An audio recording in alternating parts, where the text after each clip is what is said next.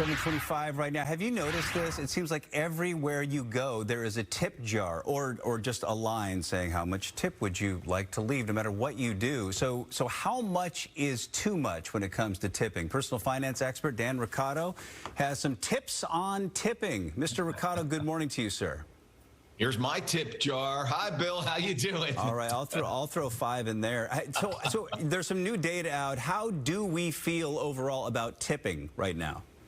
Not good. 2/3 of us, according to a recent study, are tip fatigued. We've had enough. We have a negative view of tipping. And I think the tipping point, Bill, was when we were besieged over the last couple of years by these so-called contactless tipping. When you get the iPad turned around to you.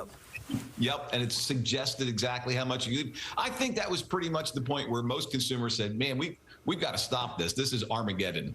Well, I'll tell you what, if somebody's literally like delivering food from you that they just picked up, turned around, handed it to you, is that worth a 20% tip? I mean, that's the one you need to kind of reconsider. How much is appropriate to tip?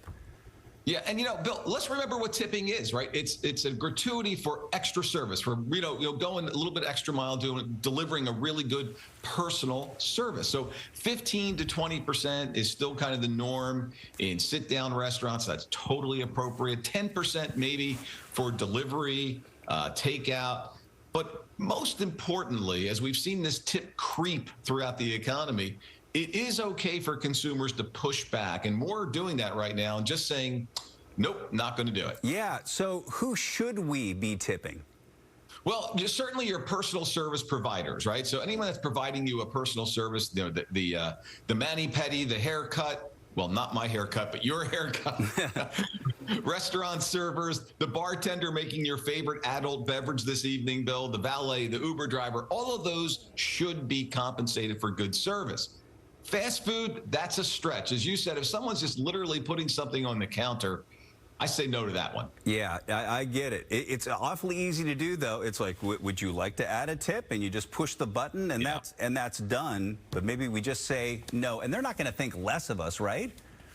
Correct. And, here's the thing. Studies have shown that you and I feel this moment of guilt when we see that iPad in front of us, and we just hit the button that says suggested tip. So here's my tip for consumers this morning in Seattle. Before you get to the checkout counter, think about it and say to yourself, you know what? I'm going to say no. So don't wait till that moment of truth. Think it through before you get to checkout. That'll help you say no. Thanks for the tips. All right, Dan Roccato, thank you so much.